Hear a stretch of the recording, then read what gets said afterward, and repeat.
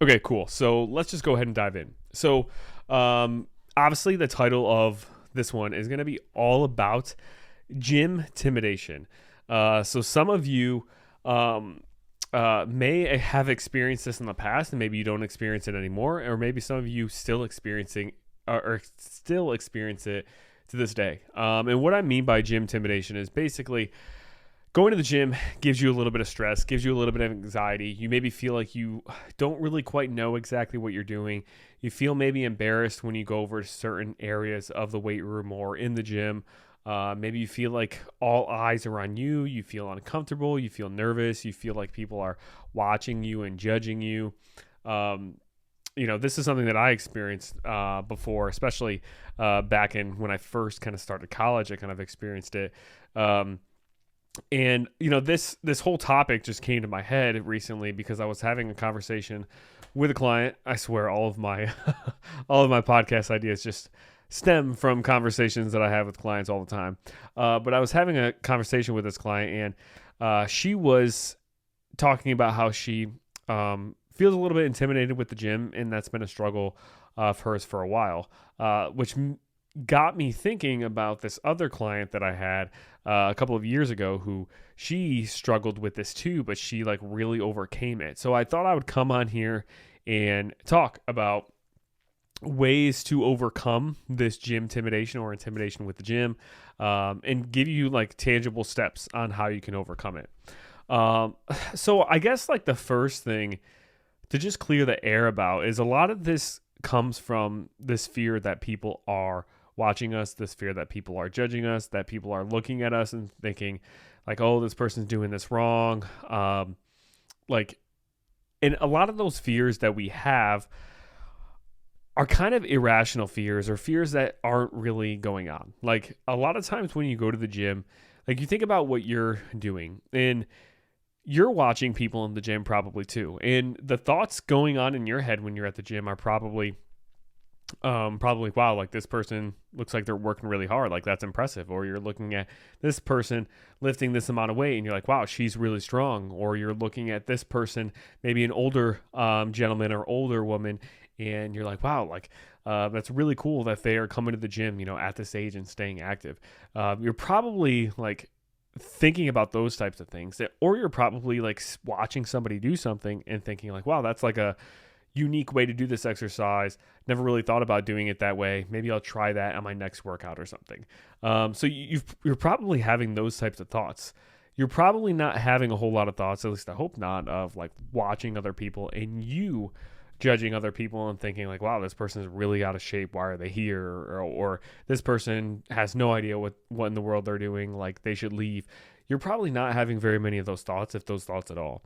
So if you're not having those thoughts, the chances of other people having those thoughts regarding you are probably pretty slim.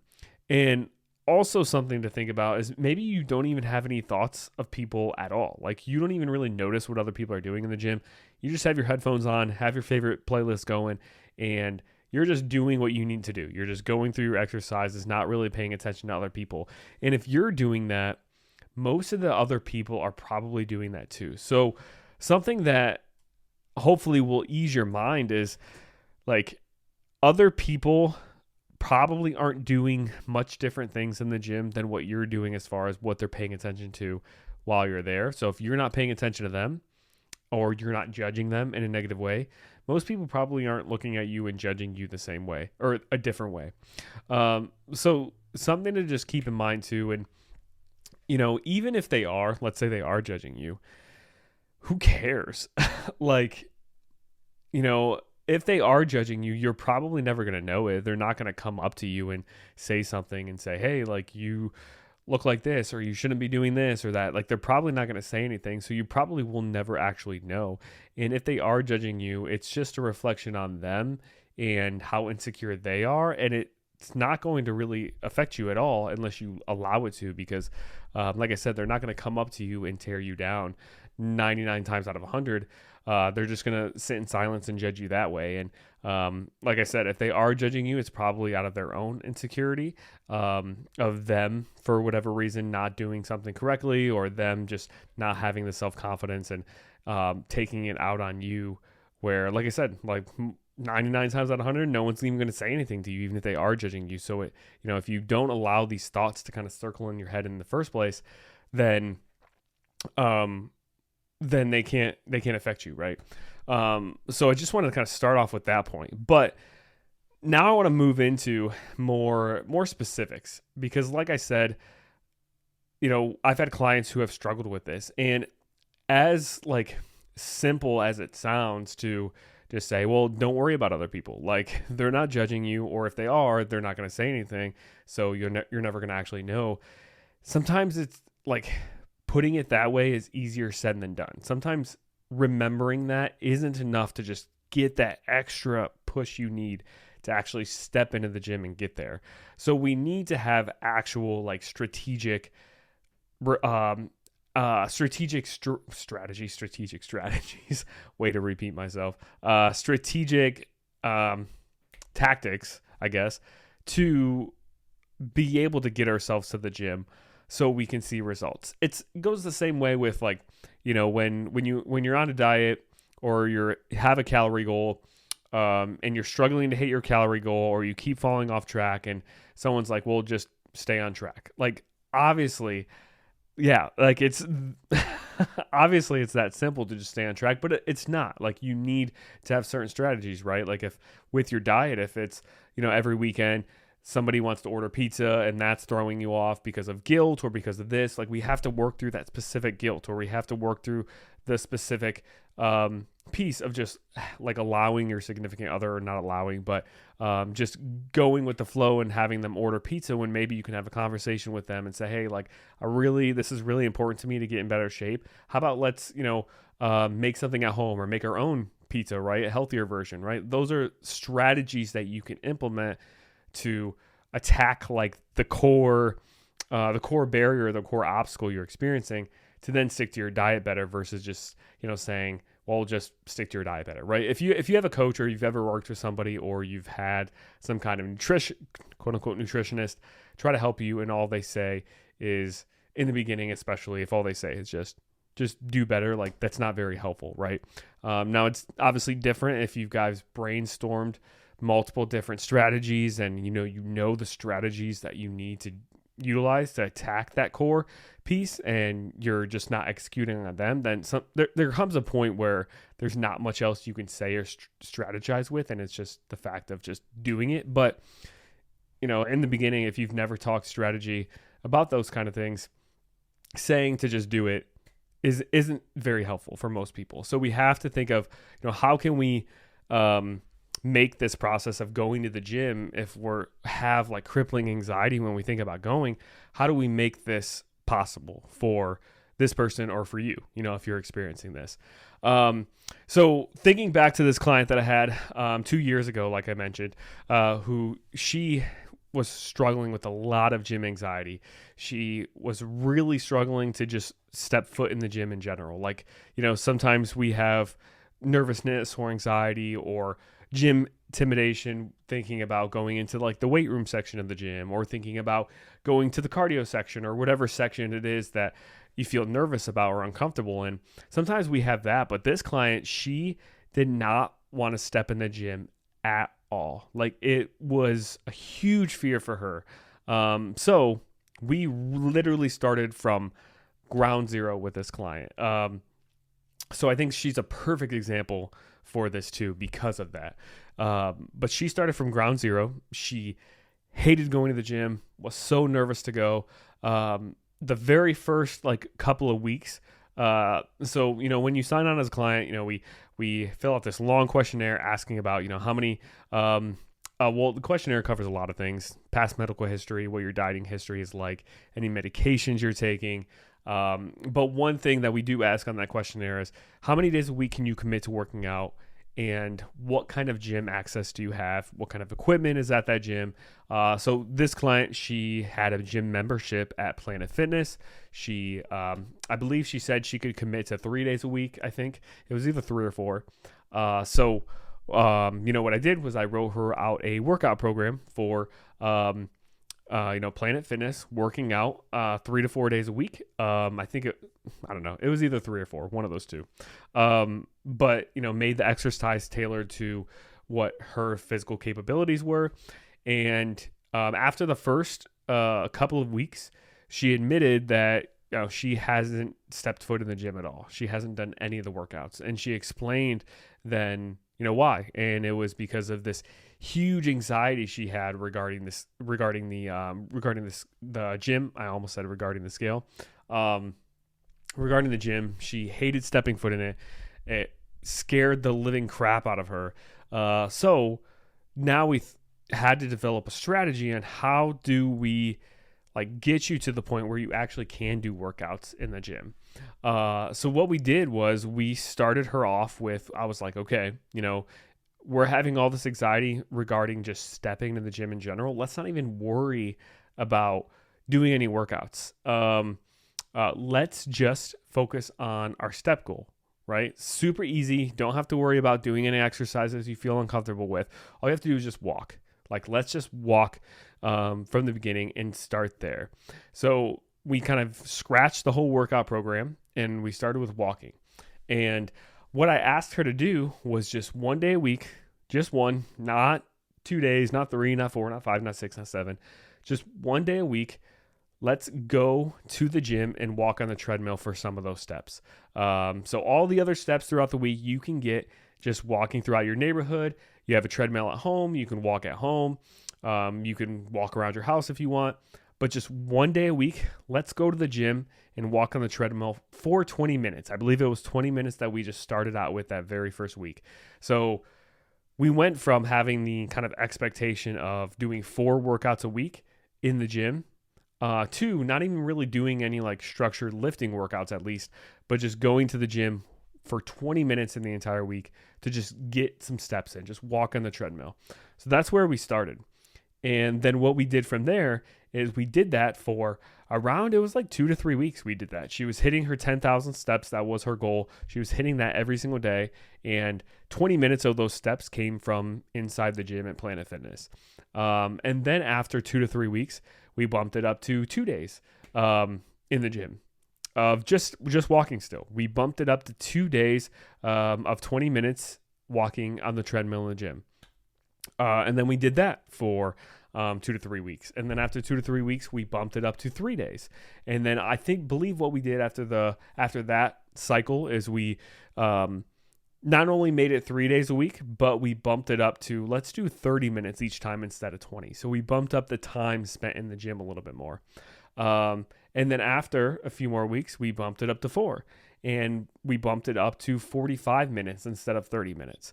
So after a series of probably 3 to 4 months, she was going to the gym 4 days a week and in the gym for 45 minutes at a time, which was huge for her because before, on week 1 and 2, she didn't even step foot in the gym at all. She sat in her car in the parking lot thinking about how scared she was to walk in or how much anxiety she had before walking in and decided to drive back home. But now we're actively going to the gym 4 days a week. We're stepping in there for 45 minutes on those 4 days each. And then what was funny, or not what was funny, but what was really cool, what started to happen is she started reporting in her check-in responses and through messaging back and forth that the workers at the gym started to recognize her. She would walk in and they would remember her name. They would say, "Hey, so and so, really nice to see you," And it was this familiarity that was coming about between her and the gym employees, and she really enjoyed that. It made her feel special. It made her feel wanted. It made her feel like she belonged there. And it also helped to, and I've been doing a lot of talking about identity lately because I think it's huge when it comes to any kind of transformation. But she started to build this identity of somebody who regularly goes to the gym now. She was starting to fit that mold, and she was feeling confident in that. And as she started to feel comfortable going to the gym 4 days a week, just walking still, but going to the gym and being in there, she her other behaviors started improving too. Like she got more consistent with her nutrition. She got better at making like choices for herself, right? Like if her significant other wanted to eat this, but she wanted to eat this to fit her goals, she made that decision versus in the past, she would fall victim to whatever her, partner was eating or whatever her friend was eating, but she was making more confident decisions in what she wanted to do for her health as time went on too.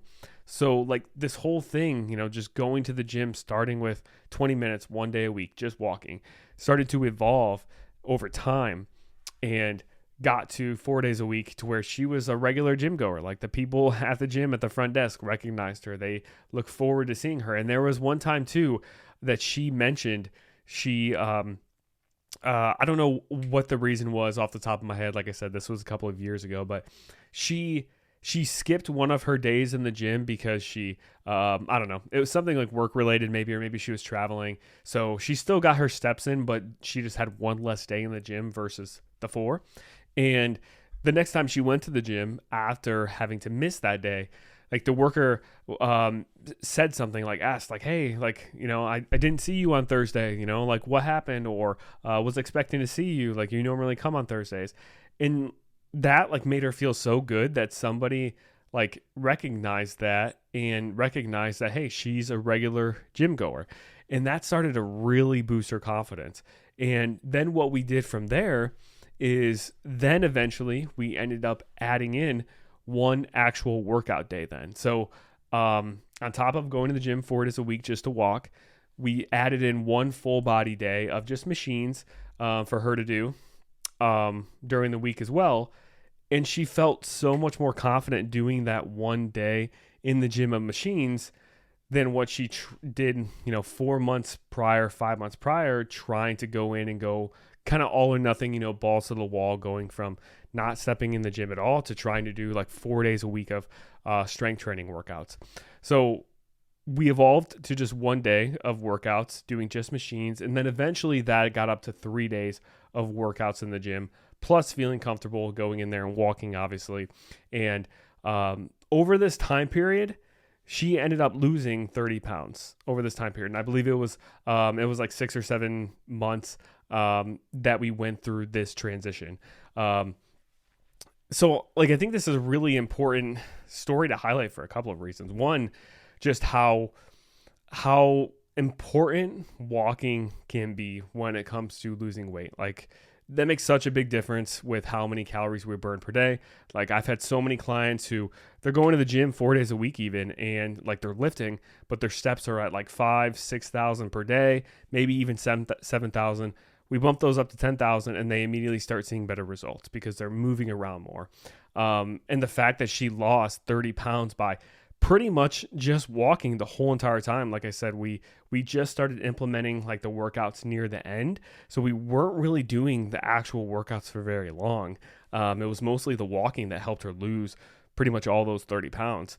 So I think that's one reason why it's super important to highlight this story. But then also just to highlight like how big small changes can make, or how big of an impact small changes can make when it comes to like progressing, along your journey. Like she started with 20 minutes, just 1 day a week, and then transformed into 3 days a week of full body lifting workouts, plus being able to walk in the gym. And I bet you, like, if I had told her in the beginning, when she first started that, hey, we're going to get to this point where we're going to be doing 3 full body days in the gym of machines, and we're going to be getting our walks in on the treadmill at the gym, she probably would look at me with like her eyes wide open and think like, you're crazy. There's no way I can do that because I'm so scared of the gym.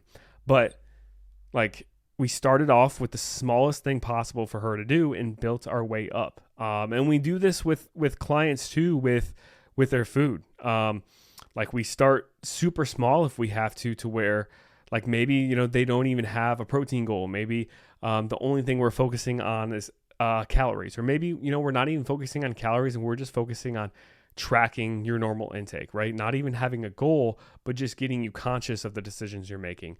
Or maybe we're just, getting used to tracking in general And maybe we're just asking you to track just one meal a day at first. And I actually just was on a call with a client yesterday, and she's been going through a lot.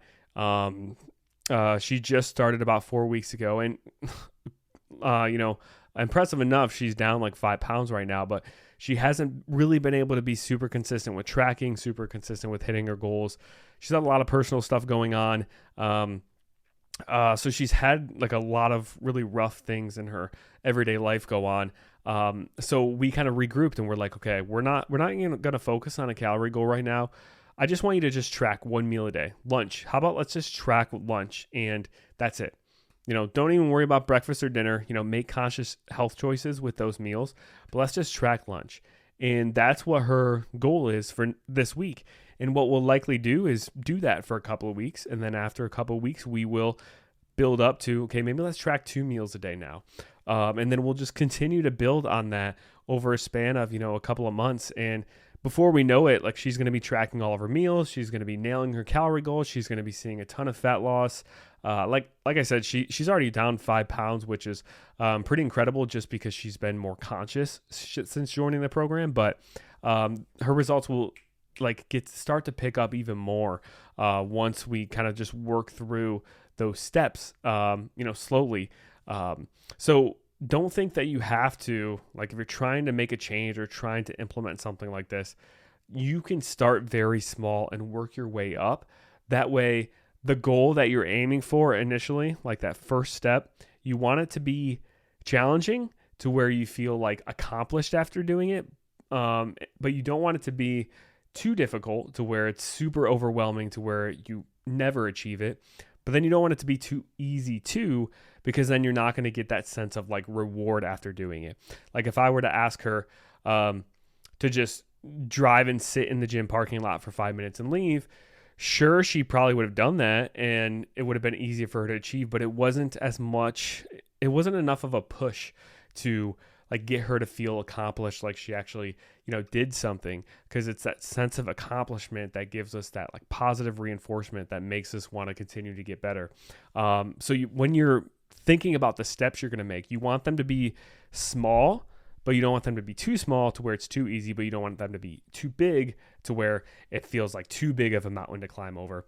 So I thought it was a really good story to share, and a really good example of how small changes, getting 1% better every couple of weeks even, will eventually yield to just some dramatic results, losing 30 pounds over 6 to 7 months, over a long period of time.